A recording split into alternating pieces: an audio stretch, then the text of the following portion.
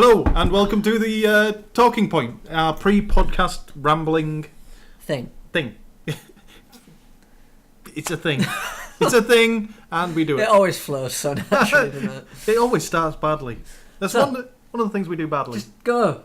Go. Stop drinking and go. Last week's Talking Point was what was everybody else's take on the Destructiod HUGE Program, because we had differing opinions. You thought it's going to flop as soon as more sites come along.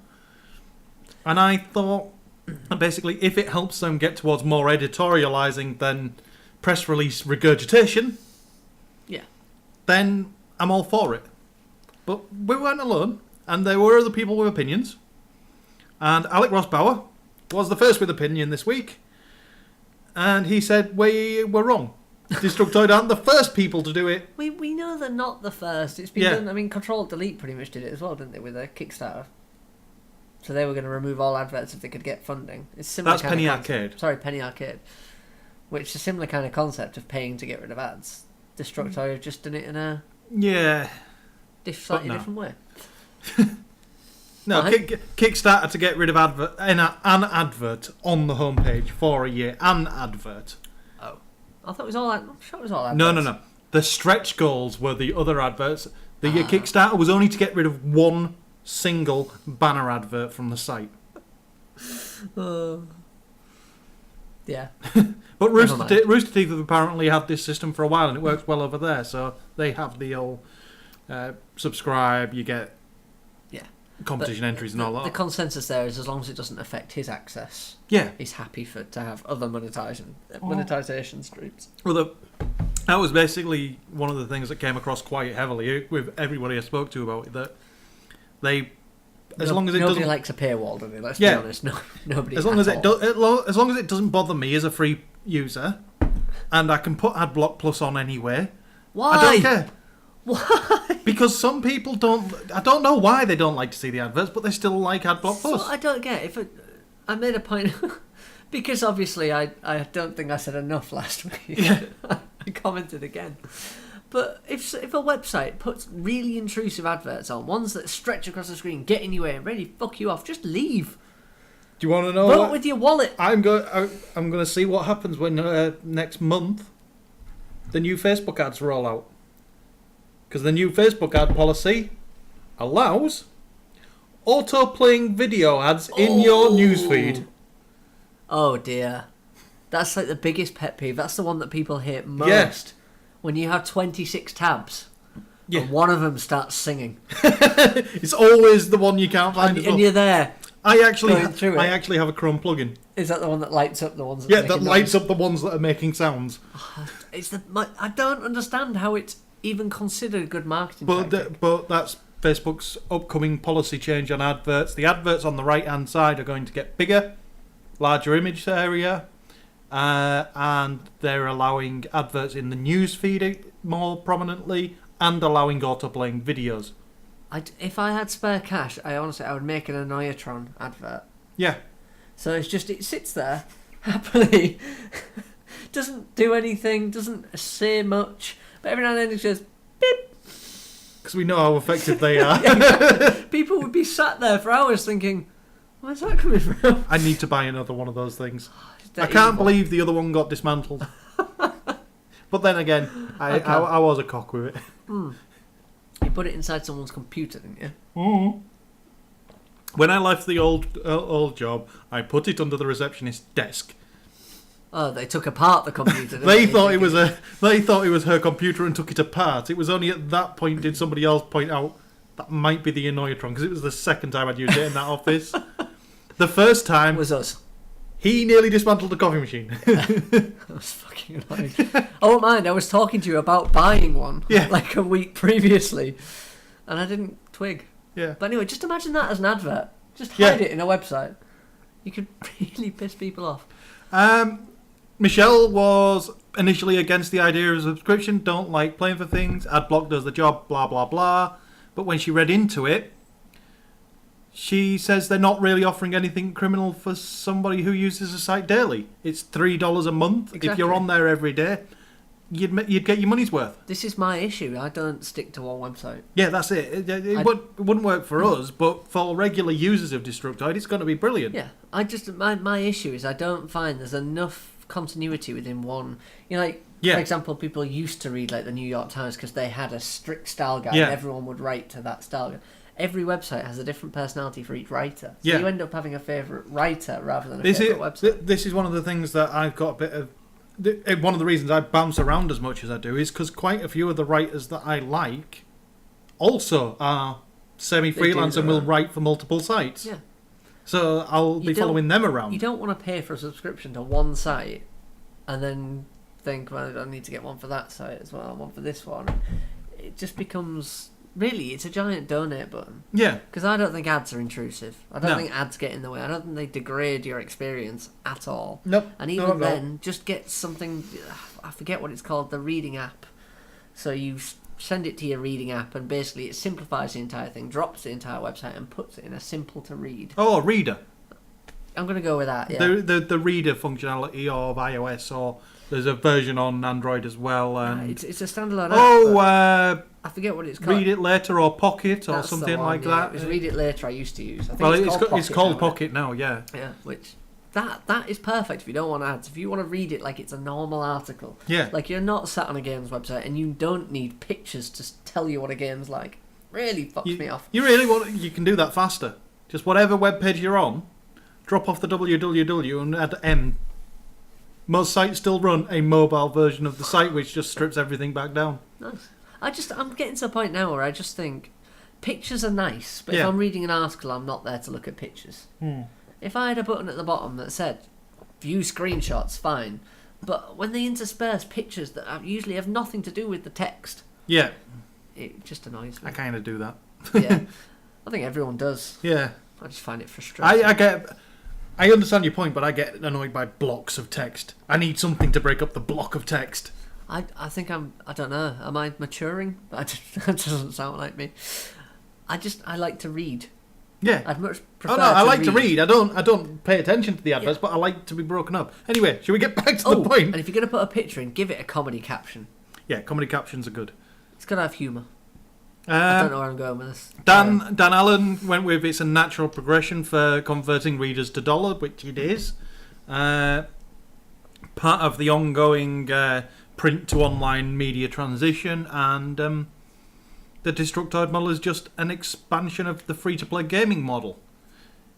People who like something will pay for it, and those who don't will just go along with the free service. I know everyone knows where I stand. Yeah. Trevor went with never goes for subscription for a rule, but only because he has no money. I expect it will work out fine if there is a limited non-subscriber based access to the site and ads and all that rot. If there's no access to the site, effectively he's saying paywalls at that point, then fuck them. Don't want nothing to do with them. Yeah. You can't take anything away from your standard user. You just have to give the paid for one something better, which is the free-to-play MMO model. So in this Huge, you get free entry into competitions without any effort. Yeah, automatic entry into all competitions, automatic priority on beta key giveaways. So the beta key giveaways will be given to Huge members first.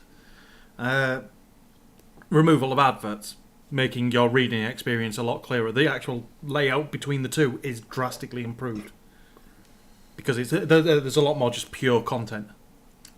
Yeah. I'm never going to be sold on it. I'm just going to rant. What's the question? That's all I want to know. I want to know what this week's question. Do you have one of your own, or do you want... No, you said you were going to surprise me with one, which, as we mentioned, always fucks up. This week, the Voyager satellite has hit interstellar space. Get back here. What the hell do you expect me to contribute to this? No.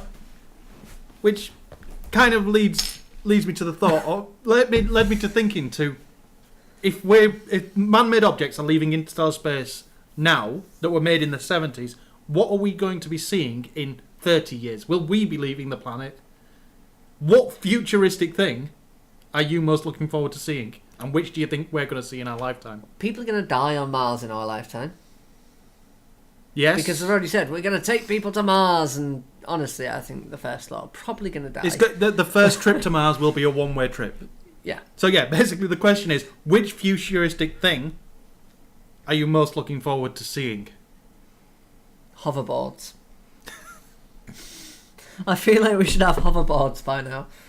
I think Marty McFly had a damn hoverboard. I think many things should be hovering by now. I agree with the hovering. I'm looking forward to affordable space travel. Ooh, ET3.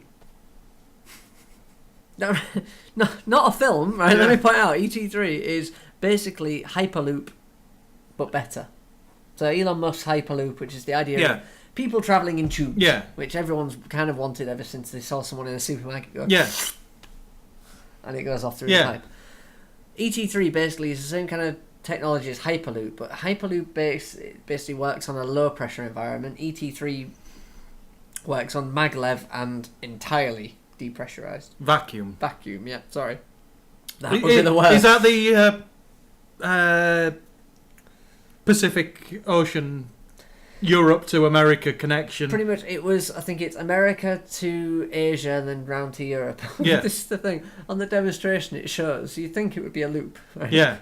On the demonstration, it shows a line that goes from America all the way up Russia, around to Asia, and then back round through Europe and into... Yeah, but because of the way maglev works and the fact that in a vacuum there's no friction, the time once that tunnel, because I've seen once you get up to speed, it's once they've got those things through, it's because they'd have to be pods at each end, there'd have to be docking bays and shit. Yeah. Once they're in the vacuum, speed's not really an issue. You can get from one end of the Pacific to the other in about 45 minutes. Well, I think it's America to Hong Kong was 2 hours, I think they said. About 4,000 mile an hour or something. It reached top speed.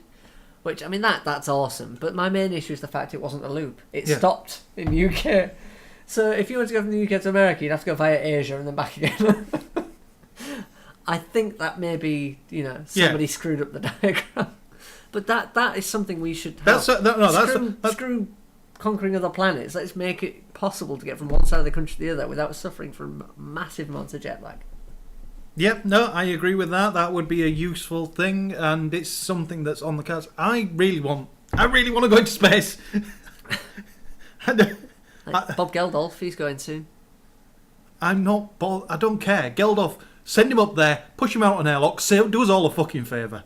The little African kids will starve if he dies up there. Fine. It's not on. I'm more interested in the fact that they're sending fucking Brian Blessed up there. I want to know if he can bellow in space and we can still hear him. That'd be awesome. He's got a loud voice. But I just still don't get this whole space thing. We haven't figured out our own planet yet. We're still finding new things. Yeah, no, it's weird, but... I couldn't care less about Mars at the moment because Mars is inhospitable. Yeah, well, no, they've said Mars is going to be a one-way trip for the first person. Yeah, for the first group have a there. sign that says "fuck off." But the first people there will be the people that build the biohabitation for the biopods to kind of make some level of atmosphere or at least an oxygen supply for the people that come to bury them. Look, I've seen Total Recall. I do not want to live on Mars ever. Three-breasted hop? His head almost pops. I mean, come on. It's not right. Even Red Faction, was that based on Mars as well? Doom, was that based? I don't think anything good has ever happened on Mars. Nothing good has ever happened on Mars. No.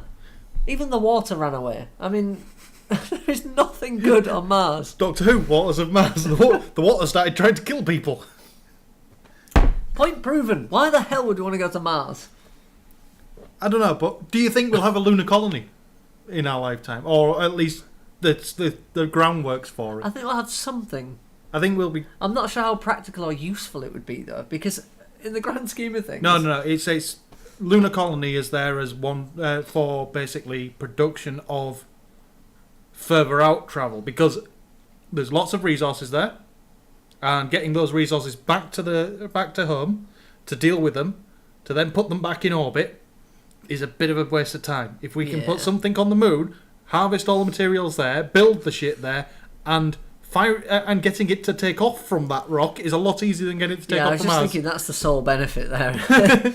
Gravity and shit. But I honestly, I don't know if I'm just, I think I'm too comfortable. I'm quite happy sitting here, drinking, playing computer games. I'm not that fussed about conquering space, if I'm going to be honest. According to Spore, it's full of dicks. Oh dear. Yeah. I forgot about Spore. Yeah. Spore pretty much told me that space is like one big bloody, what's it called, the webcam thing.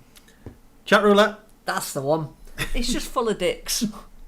There's a cock and balls with eyes and a nose bouncing around every planet, and each one eventually wants to try and do things to us. Just me? Yeah. It's too far, right? The problem I've got is, I look at this from kind of like a sensible point of view. Yeah. I like to think sensible. It's all well and good, we can go to the moon. Where can we go from there? We can go and study other planets in our solar system. Okay, great. The very limit, the edge of our solar system, is just obtainable. Just. Well, the edge of our solar system, Voyager was launched in the 70s. It's only just got to interstellar space. Exactly. So, it's difficult. If we wanted to meet any kind of intelligent life, you'd have to go to the nearest hospitable planet. Yeah. Which, let's be honest... 400 years.